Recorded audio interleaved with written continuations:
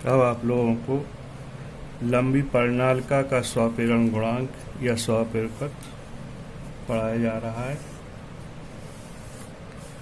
Coefficient of self induction और self inductance of a long current carrying solenoid.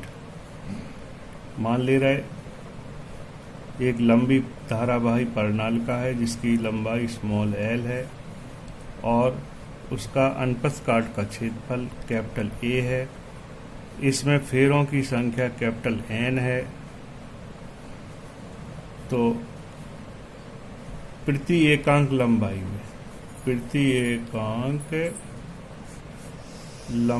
में फेरों की संख्या कितनी हो जाएगी?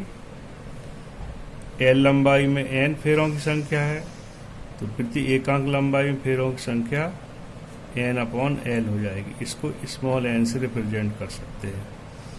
परिनालिका के भीतर किसी बिंदु पर चुंबकीय क्षेत्र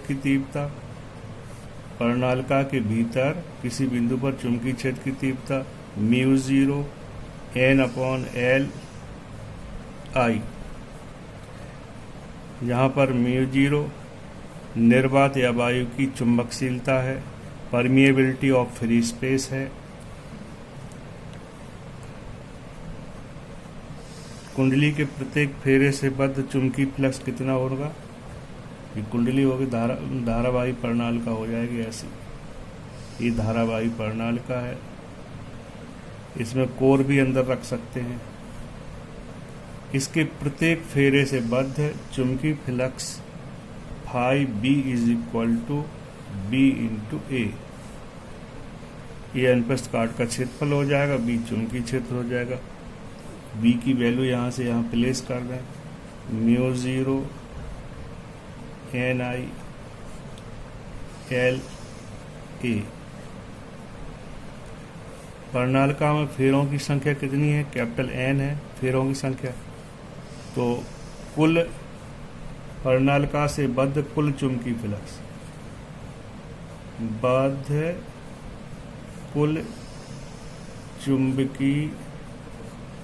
फ्लक्स, या इसको क्या बोला जाएगा? फ्लक्स ग्रंथिताओं की संख्या,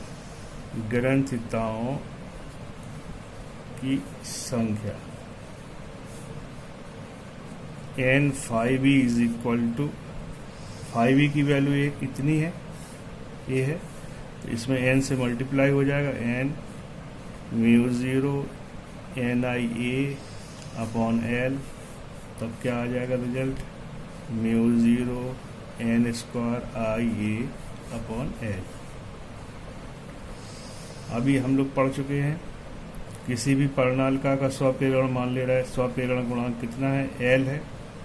परिनालिका का स्वप्रेरकत्व स्वप्रेरण गुणांक कितना मान ले रहे? L है। तब N/B = Li। I परिनालिका में प्रवाहित होने वाली वैद्युत धारा हो जाएगा। तब L = N/B/I। N/B की वैल्यू ये लिखी हुई है, N/B। तो N/B का मान इस जगह पे ले आए, तब L = μ0 N² Ia/L। नीचे I आ जाएगा, I से I कैंसिल हो जाएगा। लंबी परिनालिका का स्वप्रेरण गुणांक या स्वप्रेरकत्व μ0 N²A/L इतना हो जाएगा। इतने हेनरी आ जाएगा। इस वाले सूत्र से μ0 का अन्य मात्रक कितना हो जाएगा? हेनरी प्रति मीटर भी हो जाएगा।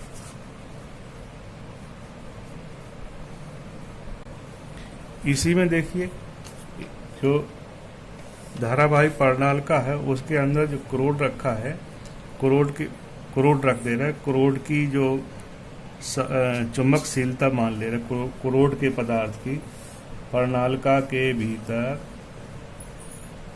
एक कोर रख दी गई है, लैमिनेटेड कोर रख दी जाती है। इस लैमिनेटेड कोर की चुंबकशीलता कितनी है? चुंबकशीलता म्यू है। तब इससे बद्ध कुल चुंबकीय flux five is equal to कितना हो जाएगा? Mu N square I A upon L हो जाएगा। और एल इज इक्वल टू कितना होगा? स्वप्रेरण गुणांक कुंडली का फाइव ई एन फाइव ई अपन आई। इसकी वैल्यू यहाँ रखो, muse N square I A upon L, आई से आई कैंसिल हो जाएगा। तो यहाँ फार्मूला ये दोनों चेंज हो गए। नंबर ऑफ फ्लक्स लिंकेजेज भी चेंज हो जाता है और ये म्यू भी एल स्वप्रेरण भी बढ़ जाता है। कितना बढ़ जाता है? देखो अभी बता रहे हैं कितना बढ़ जाता है। यहाँ हो जाएगा ए अपॉन एल। एक फार्मूला आप लोगों ने पढ़ा है, mu R is equal to mu upon mu zero. यहाँ पर म्यू आर क्या चीज़ है? सापेक्ष चुंबकशीलता है, सापेक्ष चुंबकशीलता। तो म्यू की वैल्यू है, म्यू की वैल्यू म्यू जीरो से ज़्यादा होती है, इसलिए कुंडली के भीतर करोड़ रख देने से उससे बद्ध कुल चुंबकीय फ्लक्स का मान बढ़ जाएगा और कुंडली का स्वप्रेरकत्व ऊंचा हो जाएगा, माने उसका स्वप्रेरण गुणांक का मान भी बढ़ जाएगा। तो स्वप्रेरकत्व पर क्रोड के पदार्थ का यही प्रभाव। यदि कुंडली के भीतर कोई लोहे चुंबकीय पदार्थ जैसे लोहे की क्रोड छड़ रख दें लोहे की, तो कुंडली से बद्ध चुंबकीय फ्लक्स का भी मान बढ़ जाता है, जिससे उसमें स्वप्रेरण गुणांक का भी मान बढ़ जाता है। अब आपको पढ़ना है कुंडली में संचित स्थितिज ऊर्जा, energy store in a coil. इसमें ये बताया गया है जब किसी कुंडली में बैटरी से विद्युत धारा प्रवाहित कराई जाती है तो कुंडली के स्वप्रेरण के कारण उसमें एक विद्युत वाहक बल प्रेरित हो जाता है या उत्पन्न हो जाता है, जो कुंडली में प्रवाहित होने वाली मेन धारा का या मुख्य धारा का विरोध करता है। तो धारा को अपने स्थायी मान तक पहुंचने के लिए प्रेरित विद्युत वाहक बल के विरुद्ध कुछ कार्य करना पड़ता है। इस कार्य के लिए आवश्यक ऊर्जा बैटरी से प्राप्त होती है, बैटरी से लेनी पड़ती है, जो कि कुंडली में स्थितिज ऊर्जा के रूप में संचित हो जाती है। इसमें ये मान ले रहे कोई कुंडली में सूक्ष्म आवेश, एक बहुत छोटा आवेश है, सूक्ष्म आवेश dq प्रवाहित कराने के दौरान किया गया कार्य। कोई कॉइल है, उसमें कितना आवेश प्रवाहित करा रहा है? बहुत छोटा सा आवेश dq प्रवाहित कराने में जो किया गया कार्य बराबर क्या हो जाएगा?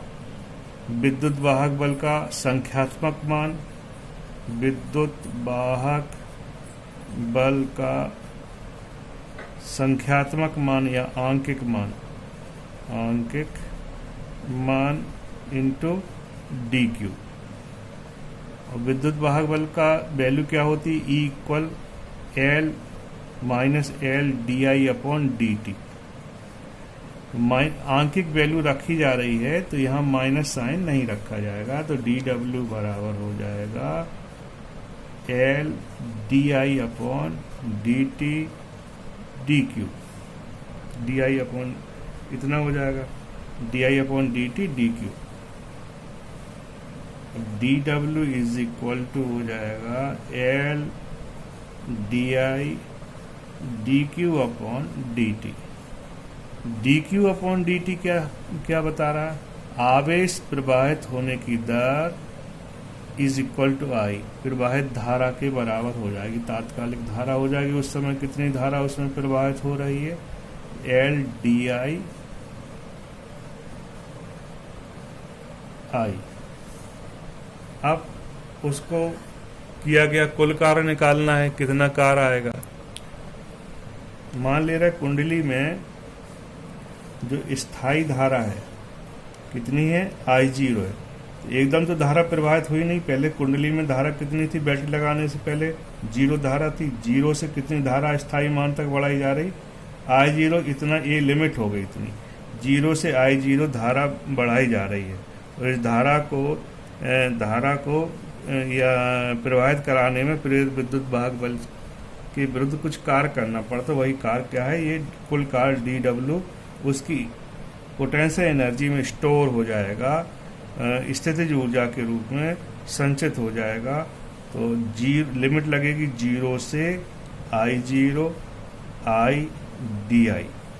यहाँ पर एक समाकलन का एक छोटा सा सूत्र है, x dx is equal to x² अपॉन 2 हो जाएगा। कौन सा फार्मूला, ये फार्मूला आया कहाँ से, यहाँ देखिए एक फार्मूला और जो ओरिजिनल है इसका, x की पावर n dx।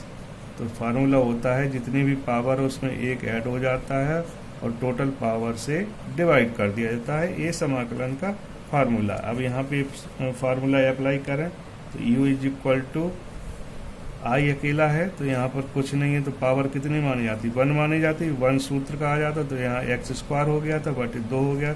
यहाँ I की पावर कितनी, 1 है, तो यहाँ क्या हो जाएगा I² अपॉन 2, और इसकी लिमिट कहाँ से कहाँ है, 0 से I0, upper limit minus lower limit.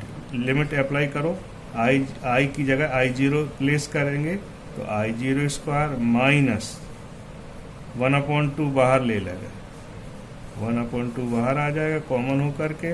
फिर I की जगह क्या प्लेस किया गया, अब अपर लिमिट में I0, फिर I की जगह क्या प्लेस किया जाना है, 0, तो 0 का स्क्वायर। तो फिर अपना फार्मूला U इक्वल आ गया। यहाँ पर देखो L आ रहा था पहले से, L लिखना भूल गए, dW L इतना हो जाएगा, और यहाँ पर भी L रहेगा, यहाँ पर भी L रहेगा।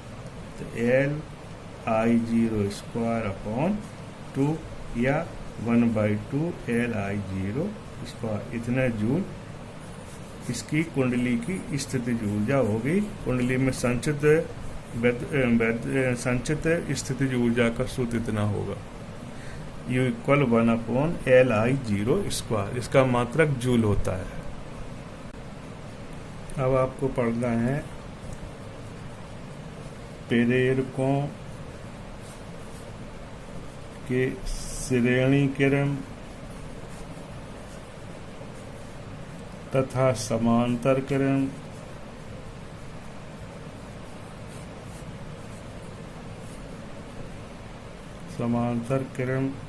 संयोग, combinations of inductors in series and in parallel। तो नंबर फर्स्ट क्या पढ़ना है, प्रेरक श्रेणी क्रम में जुड़े हैं, श्रेणी क्रम में जुड़े हों। इंडक्टर इन सीरीज, मान सपोज कर ले रहे, मान ले रहे 2 प्रेरक, 2 इंडक्टर, 2 कुंडलियां मान ले रहे या 2 प्रेरक मान ले रहे, जिनके प्रेरकत्व L1 L2 हैं, फेरों की संख्या N1 N2 है, श्रेणी क्रम में जुड़े हुए हैं, तो दोनों प्रेरकों में धाराएं कैसी होंगी, समान धाराएं होंगी। पहले वाली कुंडली या पहले वाले प्रेरक के प्रत्येक फेरे से बद्ध है चुंबकीय फ्लक्स ∅1b होगा, और दूसरी वाली कुंडली या दूसरे वाले प्रेरक के कुंडली प्रत्येक फेरे से बद्ध है चुंबकीय फ्लक्स ∅2b होगा। तो धाराएं समान है, इसलिए उत्पन्न कुल चुंबकीय फ्लक्स या कुल फ्लक्स ग्रंथिताओं की संख्या N∅B is equal to N1, इस वाले की बात करो, दोनों जुड़ जाएंगे, N1 ∅1b plus N2 ∅2b। अब ये फार्मूला पढ़ा है हम लोगों ने पहले, N∅B is equal to Li, ये फार्मूला इसमें अप्लाई करेंगे। N∅B इज इक्वल टू, यहाँ क्या हो जाएगा, पहली कुंडली की बात करेंगे तो L1 आई, धारा दोनों में समान है, यहाँ L2 I हो जाएगा। ये समीकरण नंबर 1 हो गया। मान ले रहे दोनों कुंडलियों का तुल्य प्रेरक L हो तो चुंबकीय फ्लक्स ये वाला N फाई भी हो जाएगा। N फाई भी इज इक्वल टू Li, माने दो कुंडली की जगह एक ऐसी कुंडली रख दी गई जिसका स्वप्रेरण गुणांक L है। आई धारा प्रवाहित कराने से उसमें कुल बद्ध चुंबकीय फ्लक्स कितना है, N फाई भी है। ये समीकरण नंबर 2 हो जाएगा। इसकी लेफ्ट हैंड साइड बराबर है तो राइट हैंड साइड बराबर होने चाहिए। समीकरण 1/2 से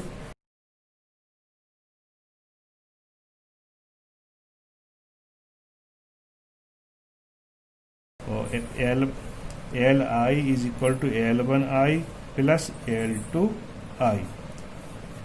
एल आई इसमें I कॉमन ले लें तो L1 प्लस L2, I से I कैंसिल हो जाएगा, L इक्वल आ जाएगा L1 प्लस L2।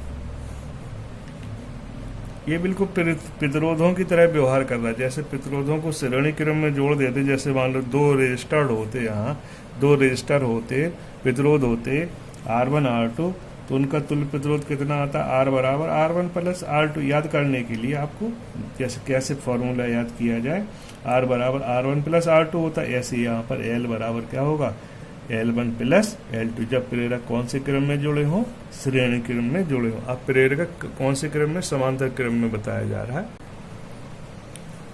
दो प्रेरक या कुंडलियां समांतर क्रम में हो। इंडक्टर इन पैरेलल, सपोज करो दो कॉइल है,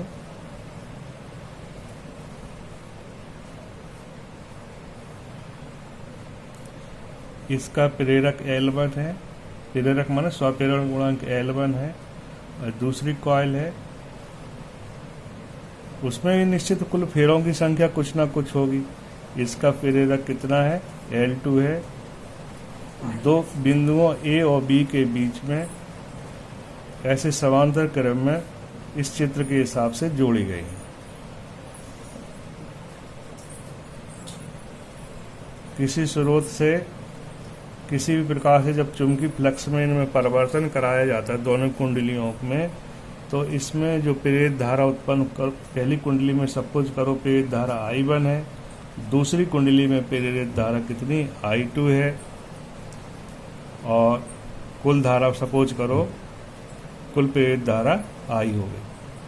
प्रेरित विद्युत वाहक बल कितना है, इसका E है। दोनों के लिए समांतर क्रम में जुड़ी हैं तो दोनों के प्रेरित विद्युत वाहक बल कैसे, दोनों के लिए प्रेरित विद्युत वाहक बल के मान कैसे होंगे, समान होंगे। ई को क्या कहेंगे, प्रेरित विद्युत वाहक बल। प्रेरित विद्युत वाहक बल ये दोनों कुंडलियों के लिए एक जैसे होंगे।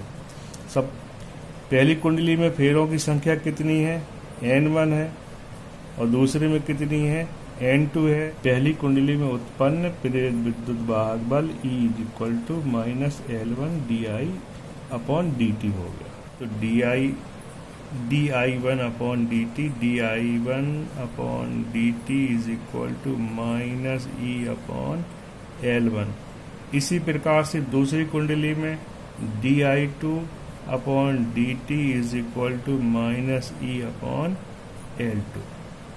दोनों को यहाँ पर जोड़ दें तो क्या आ जाएगा, DI1 upon DT plus DI2 upon DT is equal to minus E upon L1 plus minus E upon L2। Equation number first हो गया।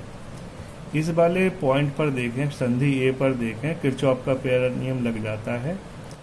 I equal I1 plus I2, T के सापेक्ष इसका अवकलन कर दें D I upon D T is equal to D I one upon D T plus D I two upon D T. यहाँ देखिए जो दो कुंडलियां मिलकर काम कर रहे हैं, अकेली एक कुंडली लगाए, ये दोनों कुंडलियां कितना प्रेरित विद्युत वाहक बल उत्पन्न कर रहे हैं, ई कर रही है, और धारा कुल कितनी आई है। इसकी जगह पर अगर एक कुंडली रख दें तो ई इज इक्वल टू हो जाएगा L D I upon D T, तो तब D I upon D T is equal to हो जाएगा minus E upon L. D I upon D T की जगह पर रखा जाएगा माइनस ई अपॉन एल, तब इसका राइट हैंड साइड ज्यों को त्यों रख दिया जाएगा D I one upon D T plus D I two upon D T. ये समीकरण नंबर दूसरा होगा। ये दोनों समीकरणों की तुलना करी जाए, यहाँ पर इसकी वैल्यू कितनी आ जाएगी, ये उठ के आ जाएगा। तो समीकरण 1/2 से E minus E upon L is equal to minus E upon L one minus E upon L two. Minus E से इसमें भाग दे दो तब क्या आ जाएगा 1 upon L is equal to 1 upon L one plus 1 upon L two. ये वाला रिजल्ट कैसे आ रहा है, बिल्कुल प्रतिरोधों के जैसा व्यवहार कर रही हैं कुंडलियां। दो प्रतिरोध मान लो समांतर क्रम में जुड़े होते तो उनका तुल्य प्रतिरोध 1 upon R is equal to 1 upon R one plus 1 upon R two. हम तुलना केवल फॉर्मूला याद कराने के लिए यहाँ पर कर रहे हैं। तब यहाँ से देखें, यहाँ L इज इक्वल टू, यहाँ LCM ले लें, L1 L2 ऊपर हो जाएगा, नीचे L1 प्लस L2 हो जाएगा। ये तुल्य दो कुंडलियाँ समांतर क्रम में जुड़ी हों तो उनका तुल्य स्वाप्रेरण गुणांक या तुल्य प्रेरण इतना होगा।